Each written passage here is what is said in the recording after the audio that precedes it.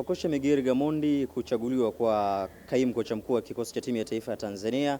kwangu mimi ni jambo la heri na nimelipokea kwa ukubwa, kwa sababu naamini ya kwamba ni chaguo sahihi kwa TFF kumchagua Miguel Gamondi kutokana na uzoefu wake wa kufundisha soka barani Afrika kwa zaidi ya miaka 25, lakini pia ni kocha ambaye natumaini atakwenda kutibu mambo mengi sana kwenye kikosi cha timu ya taifa, kwa sababu moja tatizo letu kubwa tuliokuwa nalo ni tatizo la Taifa Stars kutokuwa na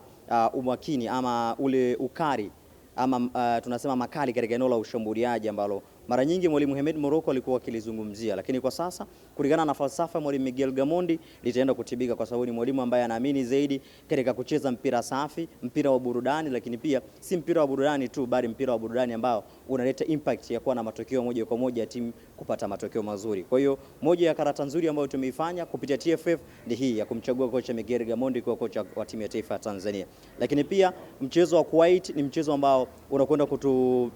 kumpa kocha mwangaza wa nini ambacho atakiangazia ama kipi ambacho atakipata kutoka kwa wachezaji wake, ambao itatoa taswira ya nini yeye kwenda kukitafuta ama kwenda kuchagua ile squad ambayo itamsaidia kuelekea katika michuano ya AFCON ya 2025 itakayofanyika mwezi Disemba pale Morocco. Lakini pia ukiachana na hivyo tu, grupu ambalo tumepangiwa nalo kwenye michuano ya AFCON ambalo tuna Uganda, tuna Nigeria, tuna Tunisia, naona inawezekana sitoi nafasi ya moja kwa moja sisi kwenda kuvuka, bali naiona Tanzania ambayo ya chini ya coach Miguel Gamondi ambayo itakwenda kushindana na si kwenda kushiriki.